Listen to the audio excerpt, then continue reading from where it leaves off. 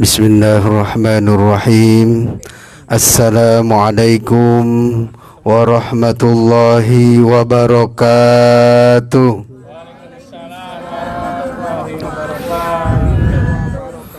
Udah makan, Bu? Udah. Iya, kayaknya lemes bener jawabnya. Kita ulangi, Bu. Assalamualaikum warahmatullahi wabarakatuh. Waalaikumsalam warahmatullahi wabarakatuh.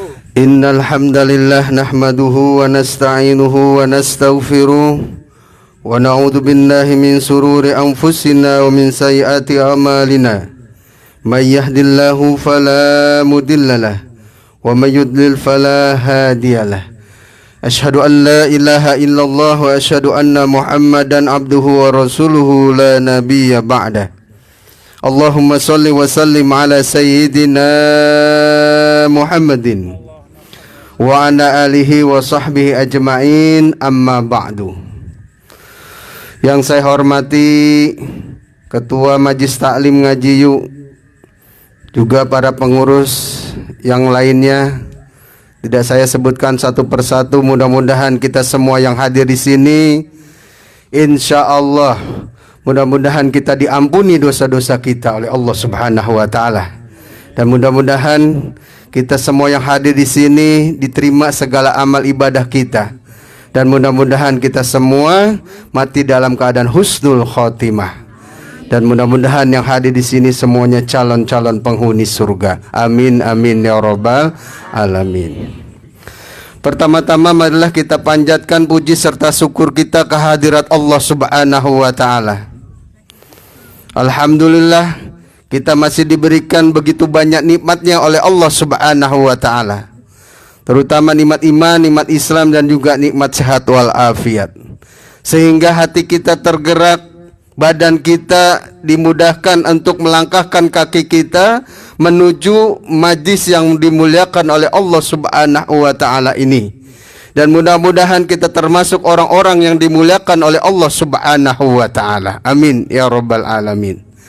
Salawat dan salam semoga tercurah kepada uswah kita, suri tauladan kita, contoh manusia paling baik di muka bumi ini, yaitu Nabi besar Muhammad sallallahu alaihi wasallam, beserta keluarga dan para sahabatnya dan orang-orang yang istiqomah mengikuti jejak langit zaman, dan mudah-mudahan kita mendapatkan syafaat di yaumil qiyamah. Amin ya rabbal alamin. Karena kita perlu syafaat, ibu sekalian. Karena nanti di akhirat kelak, ya, siapa yang bisa menolong hambanya, ya, pengikutnya, hanya Nabi besar kita, Nabi besar Muhammad sallallahu alaihi wasallam, yang bisa memberikan syafaat, yang membantu kita. Ya, Masya Allah. Mudah-mudahan kita sering mengucapkan salawat kepada Nabi besar kita, Nabi besar Muhammad sallallahu alaihi wasallam, dan mudah-mudahan kita mendapatkan syafaat di yaumil qiyamah. Amin amin ya rabbal alamin.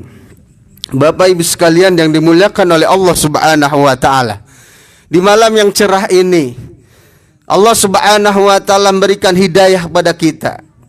Ya, kita diberikan satu nikmat, waktu luang kita gunakan untuk mengaji, tafakur, tadabbur, ya. Kita membaca Al-Quran, baca surat Yasin, berzikir, dan juga mendengarkan tausiah ini. Ini adalah orang-orang pilihan, di mana orang-orang pilihan itu tergerak hatinya untuk datang ke suatu majlis, yang di mana majlis itu dibacakan ayat-ayat Allah. Maka orang-orang yang mudah untuk melakukan kegiatan pengajian ini, insya Allah dia dimudahkan untuk masuk surga Allah Subhanahu wa Ta'ala. Amin amin ya rabbal alamin. Pada malam hari ini kita kaji terkait dengan jangan melalaikan sholat. Jangan melalaikan sholat. Kenapa demikian? Karena sholat adalah perintah Allah Subhanahu wa Ta'ala. Ya, Masya Allah, ini adalah kewajiban kita sebagai umat Islam, ya, kepada Allah Subhanahu wa Ta'ala. Karena kita tugasnya sebagai hamba Allah adalah mengabdi. Wa ma khalaqtul jinna wal insa illa liya'budun. tidaklah aku ciptakan jin dan manusia kecuali untuk mengabdi beribadah kepada Allah Subhanahu wa ta'ala. Jadi kita diciptakan oleh Allah Subhanahu wa ta'ala di dunia ini bukan main-main. Ya, ibarat kita menanam, punya tanaman, punya ladang, maka ladang itu kita tanam, kita bercocok tanam agar subur, agar menghasilkan buah ya yang bagus. Maka agar menghasilkan buah yang bagus, maka kita beramal soleh, melaksanakan ibadah kepada Allah Subhanahu wa ta'ala, maka hasilnya adalah kita mendapatkan surga Allah Subhanahu wa ta'ala. Karena hidup di dunia ini sebentar sekali. Ibaratnya adalah kita ini cuma sekejap saja, ibu sekalian. 1000 tahun di dunia itu 1 hari di akhirat. Bayangin, Bu. 1000 tahun di dunia, 1 hari di akhirat. Berarti kita hidup ini, Bu, ya Masya Allah sebentar sekali perbandingannya, ya, dengan di akhirat cuma perbandingannya sehari. Kita umurnya pengikutnya Nabi besar Muhammad SAW di akhir zaman ini ada 60 sampai 70 tahun. Bahkan ada yang kurang. Jangan dikira adik-adik ini umur saya masih panjang. Enggak. Banyak orang-orang atau anak-anak yang sudah dipanggil oleh Allah Subhanahu wa ta'ala. Masih kecil, ya, sudah juga dipanggil oleh Allah Subhanahu wa ta'ala meninggal dunia. Apalagi yang sudah tua, ya, tua renta yang sudah berumur di atas 60-70 tahun, maka siap-siap saja menghadap Allah Subhanahu wa ta'ala. Hadis ya dari Rasulullah sallallahu alaihi wasallam, riwayat Tabrani, Rasulullah sallallahu alaihi wasallam bersabda, "Awwalu ma yuhasabu bihil abdu yaumal qiyamah. Al-yaumal qiyamah as-salatu fa in soluhat soluha sairu amali wa in fasadat fasada sairu amali." Jadi amal yang pertama akan dihisab untuk seseorang, ya, nanti pada hari kiamat adalah solat. Jadi pertama kali dihisab, ya, seorang hamba itu adalah solat pada hari kiamat nanti. Maka apabila solatnya baik atau lengkap, maka baiklah seluruh amalnya yang lain. Dan jika solatnya itu rusak atau kurang lengkap, maka rusaklah segala amalannya yang lain. Masya Allah. Jadi solat ini sangat penting. Pertama kali dihisab nanti di akhirat adalah solat. Kalau solat kita benar, solat kita lengkap, maka amal-amal lainnya adalah kita lengkap. Insya Allah loloslah begitu. Kalau amal solat kita tidak lengkap, masih banyak solat kita yang bolong-bolong, ya, masih sering kita tinggalkan dan sebagainya, maka kita perlu istighfar, ya. Maka masih ada waktu kita, ya, ke depan untuk memperbaiki solat kita, gitu. Karena nanti akan ditanya yang pertama kali di akhirat adalah solat kita. Kalau solat kita benar, insya Allah amalan yang lainnya benar, ya, dan insya Allah kita dimudahkan untuk masuk surga Allah Subhanahu wa ta'ala. Masya Allah, antara solat yang satu atau solat Jumat dengan solat Jumat yang lain adalah bisa menghapus dosa. Tuh, maka kita dimudahkan oleh Allah Subhanahu wa ta'ala, ya. Maka kalau kita benar-benar melaksanakan solat, maka insya Allah dosa-dosa kita diampuni oleh Allah Subhanahu wa ta'ala. Dalam hadis riwayat Muslim dan Tirmizi, Rasulullah sallallahu alaihi wasallam bersabda, "As-salatul khamsu wal jumu'ah ilal jumu'ah kafaratun lima bainahunna ma lam tukshal kabair." Salat 5 waktu dan salat Jumat ke salat Jumat berikutnya menjadi penghapus dosa kecil yang terjadi di antaranya. Maka selama dosa besar tidak dikerjakan. Selama dosa besar tidak dikerjakan, ya, insya Allah dosa-dosa kecil kita diampuni oleh Allah Subhanahu wa ta'ala. Jadi antara salat Jumat 1, nih besok salat Jumat nih, dengan salat Jumat berikutnya, itu antara salat Jumat pertama dengan salat kedua nanti Jumat ke depan, kalau kita tidak mengerjakan dosa besar, maka dosa-dosa kecil kita diampuni oleh Allah Subhanahu wa ta'ala. Ya, Masya Allah. Ya, alhamdulillah. Mudah kita sebagai umatnya Nabi besar Muhammad SAW. Kalau kita benar-benar melaksanakan sholat, insya Allah dosa-dosa kita diampuni oleh Allah Subhanahu wa ta'ala. Tapi sebaliknya, nih sebaliknya, Masya Allah. Adapun peringatan Nabi, ya, Masya Allah, mereka yang melalaikan sholat, ya, diterangkan dalam Imam Baihaqi, dalam hadis Nabi SAW, ada 15 azab yang akan ditimpakan kepada orang yang melalaikan sholat tuh. Ada 15 azab, ya, kepada orang, ya, ditimpakan kepada orang yang melalaikan sholat, yang tidak mau melaksanakan perintah Allah sholat, maka akan diazab. Ada 15 azab yang akan ditimpakan kepada orang yang melalaikan sholat, yang tidak mau melaksanakan sholat. Masya Allah. 5 macam azab akan ditimpakan di dunia. Tuh, 5 macam azab itu akan ditimpakan kepadanya di dunia. Lalu 3 macam azab ditimpakan ketika akan mati. Mau mati aja akan ditimpakan azab. Ada 3 macam azab ketika dia mati. Ada 3 macam azab ditimpakan di alam kubur. Tuh. Nanti di alam kubur, orang yang tidak sholat ada 3 macam azab yang akan ditimpakan kepada dia. Lalu ada 3 macam azab ditimpakan di hari kiamat. Ada 3 macam azab yang akan ditimpakan di hari kiamat. Ada 1 macam azab ditimpakan di hari berbangkit. Masya Allah. Bapak-bapak ibu sekalian yang dirahmati oleh Allah Subhanahu wa ta'ala, 5 macam azab yang di dunia apa saja? Nih, kita harus pelajari ya.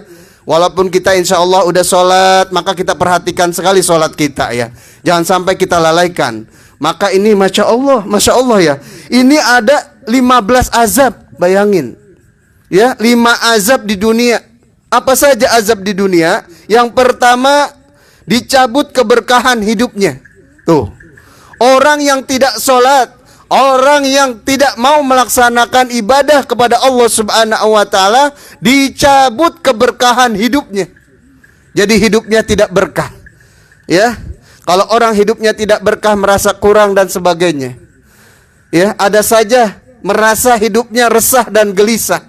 Ya, orang yang tidak sholat, maka dia dicabut keberkahannya oleh Allah Subhanahu wa ta'ala. Mungkin dia punya duit banyak tapi tidak berkah.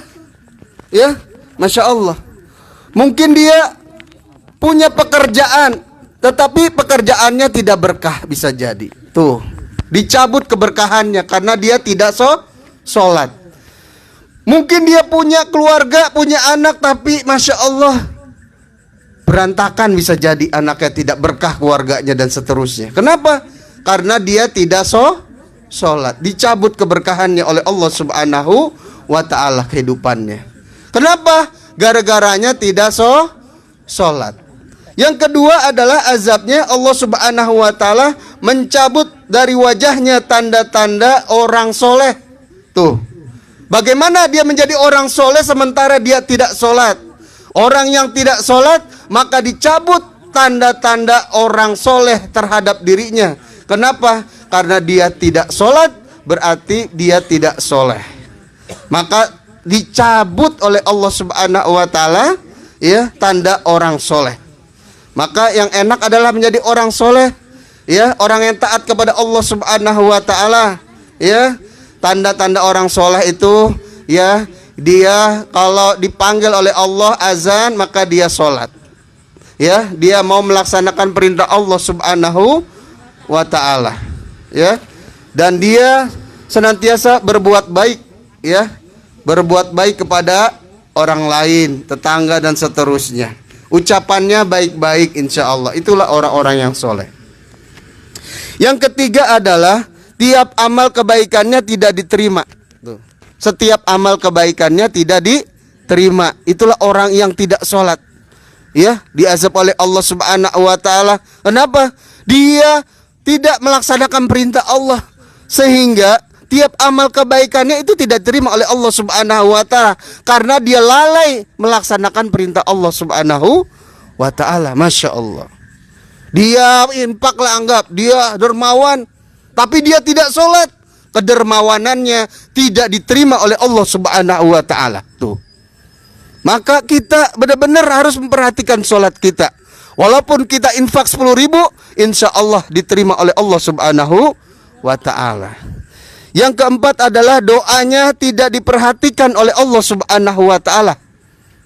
Doanya tidak diperhatikan oleh Allah Subhanahu wa ta'ala. Masya Allah. Kita ingin doa kita diterima oleh Allah Subhanahu wa ta'ala. Orang-orang yang tidak sholat, maka doanya tidak diperhatikan oleh Allah Subhanahu wa ta'ala. Kenapa? Karena dia tidak sholat, dia tidak melaksanakan perintah Allah Subhanahu wa ta'ala. Bagaimana mungkin dia minta berdoa kepada Allah Subhanahu wa ta'ala, ya, sementara dia tidak melaksanakan ibadah sholat kepada Allah Subhanahu wa ta'ala. Masya Allah.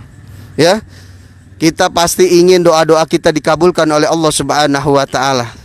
Orang, ya, mohon maaf, dia sekufur-kupurnya, pada saat dia kena musibah atau ada darurat, pasti dia minta kepada Allah.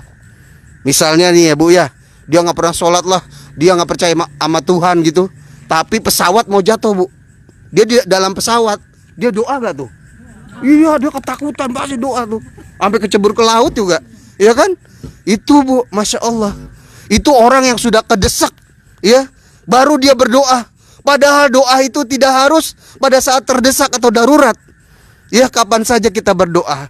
Maka Masya Allah, ya, orang yang tidak sholat, doanya tidak diperhatikan oleh Allah Subhanahu wa ta'ala. Yang kelima adalah tidak mendapatkan percikan doa orang-orang soleh, sekalipun doanya itu ditujukan khusus untuk dirinya. Tuh, ya. Kalau orang yang beriman nih, kita kan antar orang beriman, itu insya Allah kita dapat percikan doa dari sama orang-orang yang beriman Bu, ya kan? Kita saling berdoa kan, muslimin wal muslimat wal mu'minin wal mu'minat, begitu kan? Terus didoakan. Tapi orang yang tidak sholat, dia tidak dapat percikan doa dari orang-orang yang beriman. Tuh, Masya Allah, ya, pentingnya sholat ini, ya. Kalau kita sholat, Masya Allah, kita dapat percikan doa dari orang-orang yang beriman, ya, Masya Allah, ya. Maka kita perhatikan sholat kita ini, ya. Kalau sholat kita benar, ya, kita senantiasa beribadah pada Allah, insya Allah kita dapat percikan doa dari orang-orang yang soleh, orang-orang yang senantiasa berdoa kepada orang yang beriman. Itu azab di dunia Bu, orang yang tidak sholat dapat 5 azab, ya.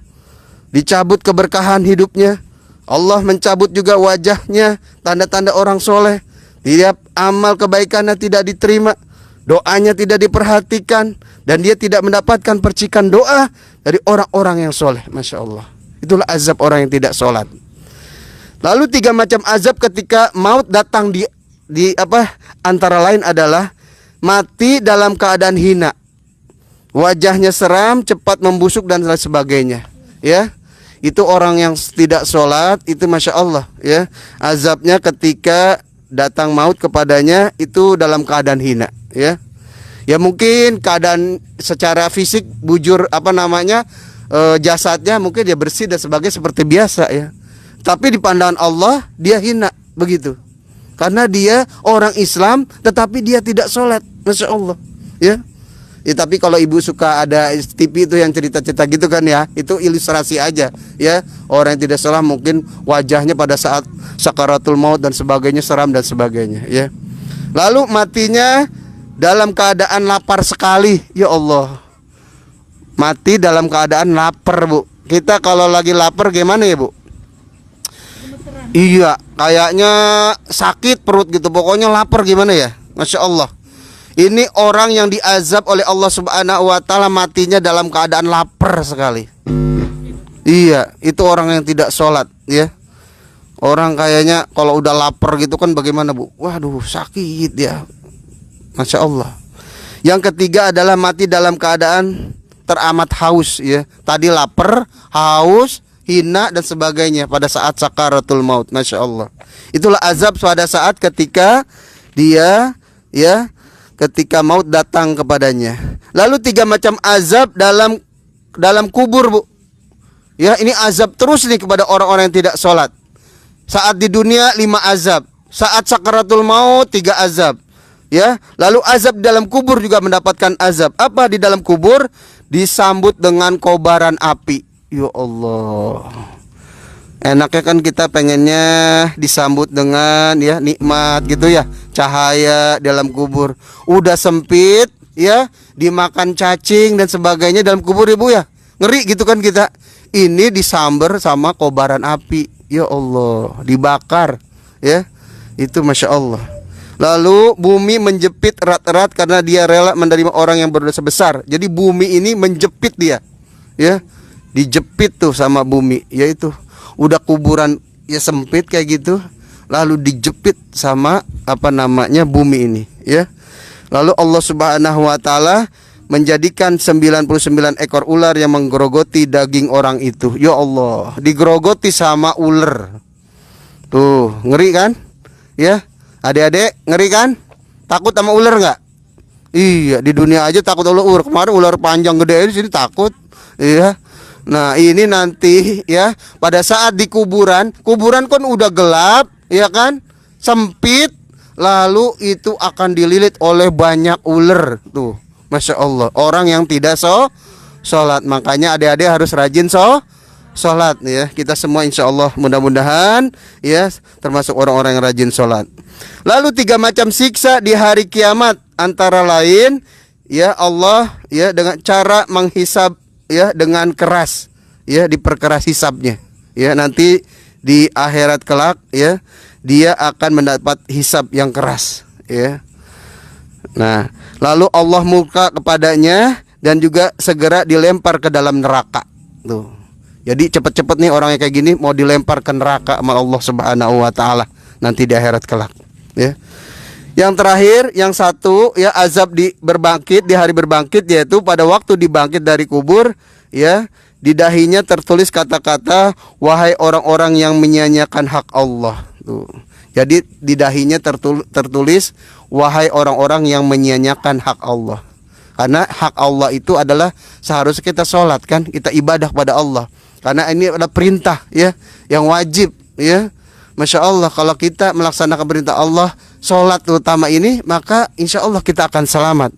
Nanti dia hari berbangkit itu di dahinya tertulis ada wahai orang-orang yang menyia-nyiakan hak Allah. Ya, jadi udah ada tuh capnya gitulah orang yang nggak sholat begitu.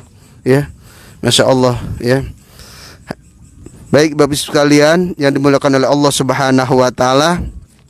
15 azab ini bukan berarti nakut-nakutin kita ya, tetapi ini adalah ibrah buat kita semua, bahwasanya pentingnya kewajiban kita kepada Allah Subhanahu Wa Taala sholat ini. Jangan sampai kita lalai sholat, jangan sampai apalagi kita meninggalkan sholat, karena sholat ini adalah kewajiban kita kepada Allah Subhanahu Wa Ta'ala. Sebagaimana firman Allah dalam surah Al-Ankabut ayat 45, Allah Subhanahu Wa Ta'ala berfirman, inna sholata tanha anil fahsya'i wal munkar. Sungguhnya sholat itu dapat mencegah perbuatan keji dan mungkar ya. Masya Allah. Insya Allah orang-orang yang sholat dapat terhindar dari perbuatan keji dan mungkar ya. Perkataannya insya Allah ya, mudah-mudahan kalau sholatnya benar, kita senantiasa terkendali ya, bicara kita ya, tingkah laku kita ya, Masya Allah ya. Kalau kita mau segala sesuatu mau berbuat yang tidak baik, itu kayaknya ada hati yang tidak enak, begitulah. Ada hati yang tidak enak, itulah panggilan bahwasanya kita terkontrol gitu ya. Iya, kalau orang yang tidak sholat itu bablas, mau nyolong, mau ngapain itu bablas. Hatinya kayaknya nggak ada takut dosa dan sebagainya. Tetapi orang-orang yang sholat, senantiasa sholat, kalau dia melakukan kejahatan, mau nyolong misalnya, mau berbuat tidak baik ya, itu terasa ya di hatinya ada kayaknya ganjelan. Bahkan kalau dia tidak sholat aja ketinggalan, bisa jadi hatinya resah. Begitu Bu, iya Bu ya. Kayaknya nggak enak. Misalnya sholat subuh, tahu bangun jam 7 misalnya ini. Wa ilaha illallah. Tahu bangun jam 7. Misalnya sholat aja Bu, kalau bangun jam 7 juga ya. Iya. Misalnya gitu ya. Jadi seperti itu ya. Jangan sampai kita meninggalkan sholat. Bainar rajuli wa bainal kufri tarkus shalah. Antara seorang kafir ya, antara seseorang dengan kafir ialah meninggalkan sholat. Jadi bedanya kita dengan orang kafir itu adalah sholat, Bu. Benar gak? Jadi Masya Allah, kalau orang yang tidak sholat berarti sama orang mohon maaf ya, begitu. Karena perbedaan antara orang muslim dengan orang kafir itu adalah sholat gitu ya. Baik Bapak Ibu sekalian, ini saja yang bisa saya sampaikan ya. Jadi ini adalah peringatan buat diri saya, bukan berarti saya yang paling benar, paling bagus dan sebagainya, tidak. Tapi kita sama-sama, Bu, mengingatkan, masih ada waktu. Ya. Ke depan kita masih diberikan ya mudah-mudahan umur panjang oleh Allah Subhanahu wa taala ya. Kita terus meningkatkan kualitas ibadah sholat kita. Karena sholat ini amalan yang paling utama, Ibu sekalian. Kalau sholat kita benar, bagus dan sebagainya, insya Allah ya amal-amal kita diterima oleh Allah Subhanahu wa taala. Masya Allah. Dan janjinya adalah surga Allah Subhanahu wa taala. Dan sebaliknya, orang-orang yang melalaikan sholat dapat 15 azab tadi. Masya Allah ya.